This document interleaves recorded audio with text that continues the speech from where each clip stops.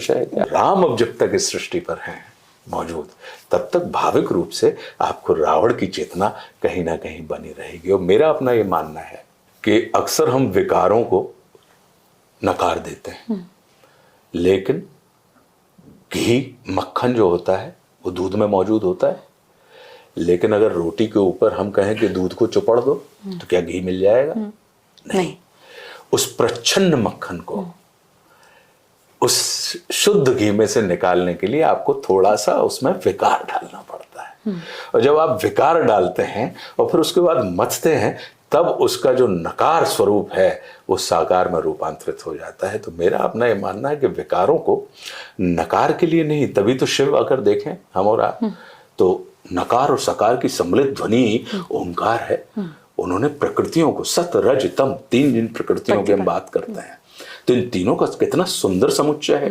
किसी में सत अग्रणी होता है लेकिन रज और तम पीछे होता है, किसी में रज आगे लीड कर रहा होता है, सत और तम पीछे होता है, किसी में तमस आगे लीड कर रहा होता है, लेकिन ये नहीं है आवश्यक कि उसके साथ रज और सत की अनुपस्थिति हो, वो रहते हैं।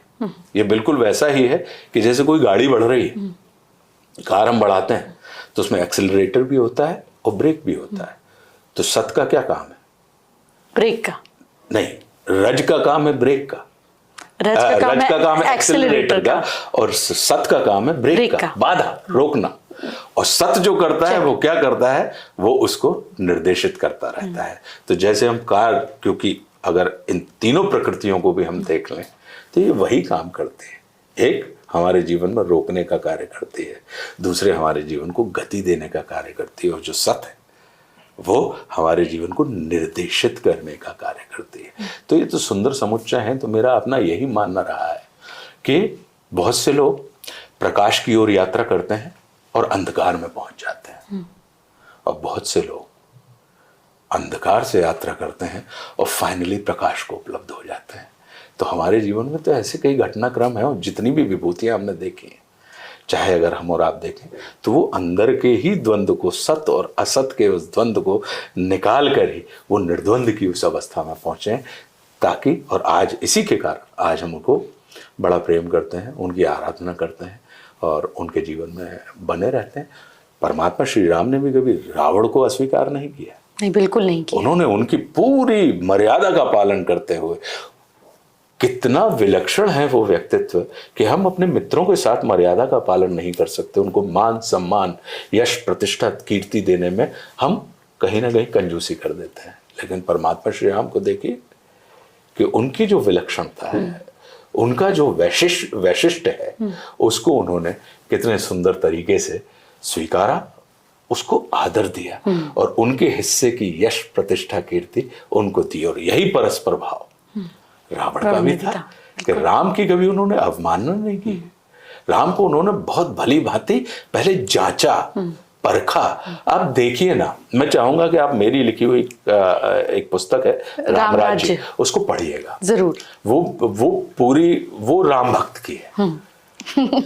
और कर रहा हूं मैं यहाँ पे रावण, तो नाटक में आपने रावण के नाटक में भी राम भक्ति दिखाई जी। मुझे सबसे ज्यादा टचिंग बात लगी कि आपका चेहरा स्क्रीन पे नजर आया, और जैसे रावण के 10 सर थे तो 10 ओपिनियन, और उसमें से एक ओपिनियन है नर की Narayan, and it just touched me here कि ये रावण ही सोच सकता था। यू नो, ये पर्सपेक्टिव कि नर में नारायण देखना, ये रावण का ही पर्सपेक्टिव हो सकता था कि ये सोच दुश्मन को ईश्वर की जगह पे रखकर वापस दुश्मन की जगह पे रखना, ये रावण के अलावा। सोचिए ना, आप देखिए, वो शत्रु ही होता है हमारा, जो हमारे अंदर की सुप्त पड़ी हुई ऊर्जा को जागृत करने का कार्य करता है। बिल्कुल, वो हमारा शत्रु ही होता है, जो हमें असुरक्षा में रख के सुरक्षा की ओर जाने की प्रेरणा देता है। वो हमारा शत्रु ही होता है, जो हमें अपने सीमित वृत्त से निकालकर अपने वृत्त को असीमित करने की प्रेरणा देता है। तो शत्रु तिरस्कार का नहीं, नमस्कार का पात्र होता है। बहुत खूबसूरत। तो कभी भी हृदय से शत्रु को नमस्कार करके देखिए, वो आपका परिष्कार कर देगा। तो अगर देखा जाए तो ये अनिष्ट का भागी नहीं होता शत्रु, वो इष्ट तक पहुंचाने का माध्यम होता है। कि आप अगर कभी शत्रु के प्रति उस आदर भाव से भर के हम और आप निजी जीवन में देखें, आप देखेंगे कि जो काम हमारे मित्र नहीं कर पाते हैं।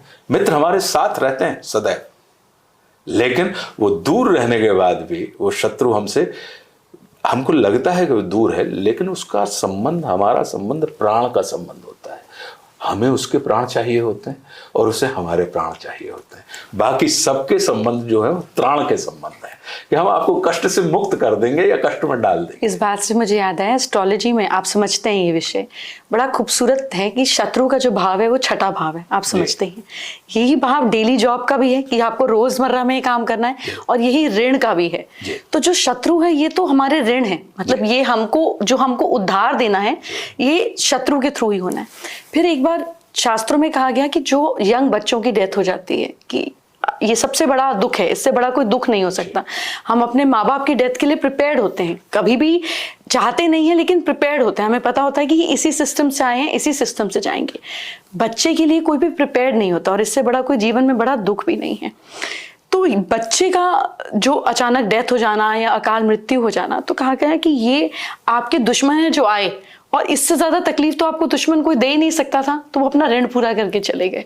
तो वो समझाने के तौर पर कितनी अच्छी, आपने कितना एक अच्छा नया दृष्टिकोण दिया है। ये इस दृष्टिकोण से कोई विवेकवान चिंतनशील व्यक्ति ही सोच सकता है। कितनी अच्छी तो वो जो डेली पर्पस का काम है, जो हमारा डेली जॉब, और जो 6th हाउस दुश्मन को जोड़ा गया, वो मित्र से भी एक भाव प्लस, मित्र 5वां और दुश्मन 6ठा, कि ये है आपको जो आपके काम पर लगाएगा, और उससे अगला 7वां, यानी कि जो आपको आपके कर्म पर फोकस्ड रखेगा।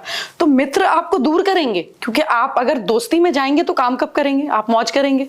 तो दुश्मन वो है जो आपको काम की तरफ ले जाता है, मित्र काम से दूर ले जाता है। तो मैं वो रावण मेरे सिस्टम से निकला ही नहीं, मतलब मैं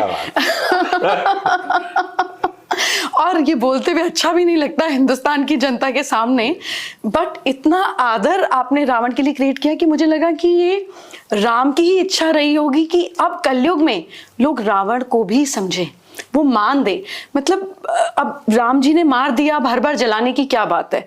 जलाना तो हमें अपने अंदर की बुराइयों को चाहिए, वो तो प्रतीक है जिसको हम हर बार खेल की तरह से करते हैं, पर खेल में प्रतीक चला गया और सिर्फ प्रतीक रह गया।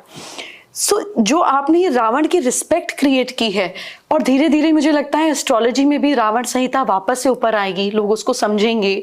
वो खूबसूरत जो उपाय दिए गए, जो रावण के तंत्र के उपाय नहीं थे, सिद्धि के उपाय थे, जिसको अब हम करते हुए डरते हैं क्योंकि उनका अंत ठीक नहीं हुआ। तो हर एक एस्ट्रोलॉजर को डर लगता है कि अरे रावण संहिता के उपाय निकालें कि नहीं निकाले, रावण का अंत ऐसा हुआ। विच आर नॉट एग्रेसिव उपाय, they are beautiful manipulations. And planet तो किसी को तकलीफ देने के लिए आया ही नहीं। जैसे मैं देख रही हूँ कि आपने 2 ऑपोजिट प्लैनेट साथ में पहने हुए हैं। This is a rare combination, जो जब तक कोई आदमी खुद ना करे वो नहीं कर सकता। मतलब अगर आप ये किसी एस्ट्रोलॉजर को दिखाएं तो वो बेहोश हो जाए कि आप विष योग लेकर हाथ में बैठे हुए हैं, बट ये विष ही आपको अमृत देता है। 2 बूंद विष की दवाई और 4 बूंद जहर। तो ये जब तक, चौंकाने वाली बात, अनबिलीवेबल, ये आपके गुरुजी ने लॉजिक के साथ आपको बताया और आपने कभी इसको दूर नहीं किया।